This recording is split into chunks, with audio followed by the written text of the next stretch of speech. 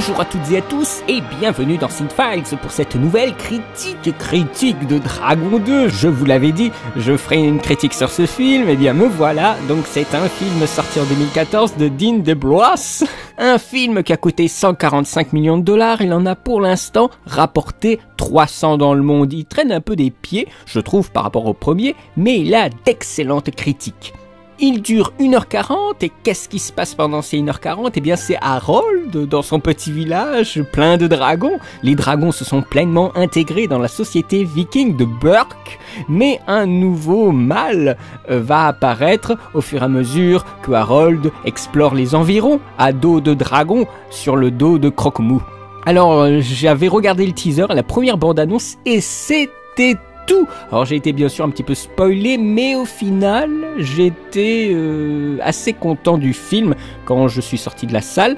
La suite est meilleure, quoique en sortant de la salle j'étais un petit peu déçu parce que je trouvais que la fin était un peu expéditive. J'étais en fait, je pense, dérouté par la structure du récit. Alors je vais pas vous parler de tout, parce que je ne veux pas dévoiler des choses à ceux qui ont fait l'impasse totale sur la campagne promotionnelle. Justement, je me suis livré aussi à cette expérience d'en savoir le moins possible. Et donc pour cette critique, je vais pas parler de certaines choses. Je vais essayer de vous proposer des visuels qui ne spoilent pas trop, autant que faire se peut. C'est pas que ça m'a pas touché ou que j'en ai pas gardé un bon souvenir, c'est juste que je veux vous garder quand même un petit peu des choses spectaculaires ou des choses émotionnelles dans le sac. Alors, j'ai ressenti ce film comme un film de transition, très clairement. Le premier film de Dragon nous parlait d'ouverture d'esprit et de tolérance. Eh bien, le scénario du deuxième volet se place un petit peu autrement. Il aborde des thèmes tout aussi fédérateurs, c'est-à-dire l'avenir et le poids des responsabilités. Harold veut mettre en avant la discussion avant la violence, il prône la paix entre les dragons et les hommes. Ce dernier, comme le premier, va à 100 à l'heure, il y a des retours en arrière, il y a des flashbacks. On a aussi un double climax du film, c'est pour ça aussi que j'ai eu une drôle d'impression, on a deux climax. Voilà, donc c'était un petit peu déroutant. On a beaucoup de personnages. Vraiment, Dragon 2 veut épater la galerie. Et le film semble à la fois élargir son angle de vue tout en se concentrant davantage sur des petits détails. Donc c'est pour ça qu'il est très déroutant, il est très innovant au niveau de sa structure. Les scénaristes provoquent des rebondissements, c'est plutôt rare dans un film d'animation. Pour les enfants, ils n'hésitent pas à choquer légèrement et surtout à émouvoir. Il y a des scènes dramatiques et bien sûr aussi un manichéisme, les forces du bien contre les forces du mal qui s'affrontent. Et quand on voit des films comme ça aussi classiques, on a envie de voir ça. Voilà, il y a des moments, il y a des instants comiques qui sont peut-être un petit peu mal placés. On se laisse quand même transporter à d'autres dragons. Et d'ailleurs, le film s'ouvre sur des vols de dragons, une double scène en fait. La première scène nous montre les jeunes du village qui font une course de dragons. C'est un aspect un peu cartoonesque, un peu ludique, qui fonctionne à merveille. Tout le côté comique ressort de cette scène, et puis la suivante, on voit Harold et Croque-Mou en marge de la société en fait, avec une séquence plus poétique, une poésie aérienne comme j'ai pu le lire. Enfin c'est l'idée, hein. Moi ça n'a pas marché, mais je vous dirai pourquoi après. Ces deux scènes résument, je pense, toute l'ambition générale de Dragon 2, c'est-à-dire réaliser un grand film d'aventure épique et spectaculaire tout en étant poétique et émotionnel. Donc on convoque beaucoup de choses, on convoque la poésie, la mythologie, il convoque aussi des films avec des références à Star Wars, à Harry Potter, au Seigneur des Anneaux, à Miyazaki. À un moment on se croirait même dans un film de Kaiju, c'est assez énorme. Et aussi une grosse référence au film Le Roi Lion. Je vous dis pas ce que c'est, mais là immédiatement quand j'ai vu l'image, je me suis dit ah, Le Roi Lion, voilà. Les dragons sont traités un peu comme des animaux, mais aussi ce sont des divinités. Ils ne sont plus la source de conflit, les humains le deviennent. Il y a vraiment un enthousiasme général, une dimension épique qui se crée dans ce film, avec l'ouverture sur un nouveau monde, sur de nouvelles perspectives scénaristiques et de personnages, tout en ayant une dimension familiale avec des personnages qui vieillissent. Et d'ailleurs, c'est une excellente idée de faire vieillir les personnages. Alors le prochain ce sera quoi ? Dans 5 à 7 ans ? Le Harold, il aura peut-être 30 ans, il aura Astrid, il aura peut-être un enfant, mais ce serait cool, c'est génial. Ça, c'est super de faire vieillir les personnages au fur et à mesure. Il y a des perspectives qui sont mises en place avec ce film qui sont très alléchantes. Alors justement, Harold vieillit, mais l'audience aussi, parce que le dernier film, il datait quand même de 2010, si je me trompe pas. Donc c'est le film de la maturité. Harold est devenu un jeune homme, il se cherche toujours, ce n'est pas tout à fait encore un homme. Il y a une quête identitaire, mais qu'on retrouve aussi dans les autres productions de DreamWorks, par exemple Kung Fu Panda 2. Il sait toujours pas qui il est, le pauvre Kung Fu Panda, là, le pot. Hein, c'est peut-être dans le troisième qu'on le saura, donc voilà, il y a une grande quête identitaire dans les productions de DreamWorks. Également dans Megamind, que j'ai vu tout récemment, il y a encore le méchant qui sait plus qui il est en fait, s'il est méchant ou s'il est gentil. Donc voilà, il y a une grande quête identitaire et du côté des humains, Harold ne correspond toujours pas à l'attente de son père, mais ça c'est incroyable, hein, comme dans le premier, hein, il refuse de s'insérer dans la société. C'est l'histoire d'un garçon qui va devenir adulte avec un récit qui a des teintes d'hippiennes, j'en dis pas plus. Harold porte le film. Très clairement, encore plus que le premier opus, Stoic veut faire de lui le chef. Alors que le pauvre Harold, il veut continuer à explorer les environs, à être libre, donc il y a encore une incommunicabilité. Comme le premier, Astrid est parfaitement calée avec la structure patriarcale du village et pourrait être très bien le chef à la place de Harold. Alors nous sommes bien sûr, avec cet épisode, censés connaître les personnages, leurs relations, ce qu'ils sont et ce qu'est Burke. Le film commence, comme je l'avais dit, avec une double scène. Comme dans le premier, on a un plan qui est un peu au ras de l'océan et on voit l'île en général. Et après, il y a des moutons, il y a des petits moutons. Voilà, donc c'est très classique.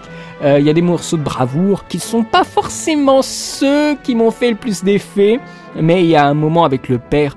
Mais moi, j'étais trop à fond sur lui, sur le père. J'ai adoré tous les moments avec le père. C'est vraiment lui, le père stoïque, que j'ai le plus aimé dans le film. Mais vraiment, le père dans ce film, déjà dans le premier, il en tenait une couche. Moi, j'avais tout à fait adhéré. En plus, Gérard Butler, dans la voix, elle est juste excellente, quoi. Mais alors là, il est guerrier, émotionnel, joyeux. Il y a une telle palette d'émotions avec ce personnage. C'est vraiment, mais c'est génial, quoi. Et les adultes aussi ont leurs dragons. Stoic et Gulford ont aussi leurs dragons. Alors bien sûr, c'est des dragons qui correspondent un peu à leur physique. C'est un film qui va toucher les parents, hein. Mais vraiment, hein. Il y a vraiment quelque chose qui se dégage. Il y a aussi de nouveaux adultes. Il y a un personnage assez formidable qui est typiquement une représentation de Dian Fossey, mais pour les dragons cette fois-ci, pas pour les gorilles. Il y a un grand méchant classique avec les dreadlocks et tout ça, Draco Point Sanglant, un guerrier profondément belliqueux qui n'arrête pas de crier. C'est d'ailleurs vachement con. C'est presque comique en fait quand il est devant un dragon, il fait en agitant une arme et puis voilà. Il manque un peu de charisme, mais les dragons en armure qui gravitent autour de lui sont intéressants, le rendent du coup dangereux, parce que lui-même je le trouvais pas super dangereux, mais c'est l'armée, la force de frappe qui l'accompagne qui le rendent ultra dangereux et ultra menaçant. Alors il y a de l'humour, des choses très comiques, très osées, avec la fille à un moment là, des jumeaux, elle voit un mec qui lui plaît et il y a une espèce de ralenti sur ses muscles et elle au ralenti qui fait « Je kiffe trop ». C'est un peu bizarre, mais ouais, c'est assez amusant, mais plus on avance, plus l'humour disparaît pour laisser place à la dramatisation. Et le problème, c'est qu'au bout d'un moment, nous sommes tellement rentrés dans le drame et l'épique qu'il y a des petits pics d'humour qui apparaissent et ça, je les ai refusés. Je trouvais que c'était assez violent et ça m'a énervé qu'au moment qu'il y a justement une palpitation et on s'en fait pour les personnages et vraiment il y a la tension et tout ça et tout d'un coup il y a un petit truc d'humour qui vient nous faire rupture. Moi ça m'a fait rupture, peut-être que pour les enfants c'était très bien placé pour eux, mais moi ça m'a fait sortir un petit peu de la scène. Ça, c'est un petit peu gênant. Par contre, il y a d'excellents moments émotionnels. Dans ce film, il y a un vrai baiser de cinéma. Dans un film d'animation en synthèse. Je sais pas si vous vous rendez compte de la chose. Je crois que j'ai jamais vu ça dans un film d'animation en synthèse. Un vrai baiser de cinéma. Alors là, Pixar, ils sont mis loin derrière avec ce baiser. C'est comme si, en fait, Pixar, la compagnie, a démarré la course en mettant tout de suite la nitro. Alors elle est partie et personne n'a rattrapé. Hein.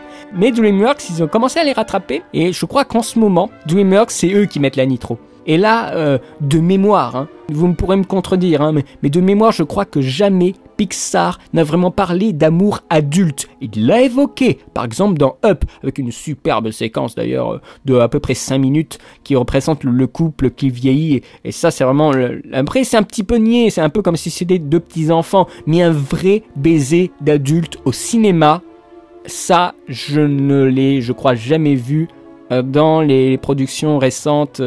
C'était d'une telle intensité, c'était tellement touchant et c'est arrivé sans prévenir. Enfin moi je m'y attendais pas totalement. Puis dans le film aussi il y a une chanson qui est super touchante aussi parce qu'elle arrive encore une fois comme ça sans prévenir et c'est super émotionnel. Au niveau de Croque-Mou, ils ont exagéré l'aspect chat du dragon contre, ça c'est super amusant, Tempête qui est un peu le destrier d'Astrid, qui est un véritable petit chien qui vient chercher les choses. La relation entre Croque-Mou et Harold est mise à rude épreuve. C'est un film plein de gravité et de maturité et c'est un film qui fait croire au changement. Alors changement aussi à l'animation, une grande innovation. Alors Chris Sanders n'était que le producteur exécutif parce que pendant que Dean DeBlois s'occupait de Dragon 2, eh bien Sanders, il était un peu occupé avec The Croods. Mais ça n'a pas empêché le studio de faire des investissements. Il y a eu un remaniement ministériel du workflow et des softwares d'animation. Ce film fut le premier film de DreamWorks à avoir été fait avec les toutes nouvelles technologies, les processus multicorps qui permettaient de travailler les images très très complexes en temps réel. Ça c'est formidable. De nouveaux systèmes de lumière, de nouveaux systèmes de mouvement des corps. Il y a 500 personnes qui ont travaillé sur le film en entier, hein, c'est quand même beaucoup. Hein. L'animation est supérieure au premier film. Ah ça c'est certain, j'ai revu le premier. C'est vrai que le premier se fait exploser par le second est extrêmement coloré, il est très très fluide. On sent que sur certains plans, il y a le regard de Guillermo del Toro qui s'est posé. C'est un univers toujours aussi magique, coloré, libérateur. D'ailleurs, quand je parle de coloré, eh bien ce n'est pas un hasard, puisque Roger Deakins, si je le prononce correctement, qui est le chef-op de Skyfall et Prisoners. Pour ses films récents, il a été le directeur de photographie de ce film. Il a suivi de près le travail des créateurs et a été un consultant colorimétrique, un consultant de la lumière, et c'est vraiment, franchement un des plus colorés de ces dernières années. En termes d'animation, c'est assez bluffant. La musique, quant à elle, elle est très bien. John Powell s'appuie beaucoup sur le premier opus, avec des thèmes déjà connus, mais qu'il a augmenté avec des chœurs de tous les côtés. La musique du premier était légère, comme un enfant. Eh bien ici, la musique est beaucoup plus lourde pour les personnages plus âgés. Écoutez la première track, c'est vraiment vibrant. Moi, j'étais particulièrement content de la première track, mais le problème dans ce film, c'est que des fois, il y a une musique trop puissante pour les scènes montrées. C'est-à-dire que le son, ce qui est évoqué par le son, est plus fort que ce que vous voyez visuellement. Ça, c'est dommage.